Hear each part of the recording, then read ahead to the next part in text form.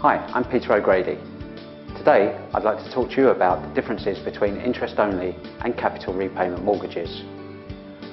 This will help home movers or people looking to buy their first property and need a first-time buyer mortgage. This marketplace is changing dramatically.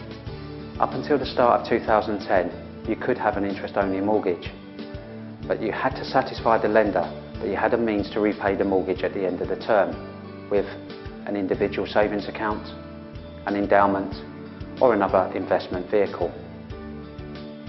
Most lenders in today's marketplace are insisting that if you're taking out a mortgage and the mortgage amount is greater than 75% of the property value, then you must have the mortgage on a capital and repayment basis.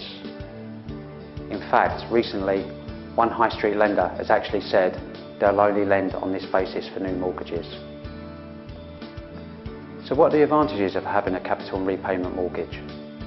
Firstly, each and every year your mortgage balance will reduce. During the early years, it will not reduce as much as you're repaying back the interest as well as the capital. In the latter years, you will be paying back more of your capital and less of the interest. Secondly, your mortgage is guaranteed to be repaid to the lender over the term that is selected. So, for instance, if you take a mortgage out for 20 years, this will be repaid in full over this period. What are the disadvantages? There is only one downside, and this is your monthly payments. They will tend to be much higher than those of an interest-only mortgage. This is because you are paying off the capital as well as the interest. So, what are the advantages of an interest-only mortgage? The obvious one is that your monthly payments will be significantly lower than that of a capital repayment mortgage. The disadvantage of an interest-only mortgage is that you're always owed the lender the full amount of the mortgage.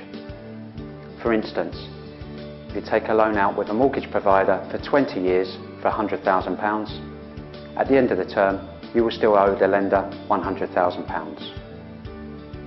As always, it is advisable to speak to a professional expert when making any financial decisions. So speak to a professional when seeking any mortgage advice to ensure you get the best mortgage solution for your personal circumstances, whether moving home or looking for a first-time buyer mortgage. To get help today, complete our online form at justmortgageadvice.com and you will be put in contact with a mortgage expert who can answer any questions you have and take you through all the options to ensure you find the best mortgage solution for your personal circumstances.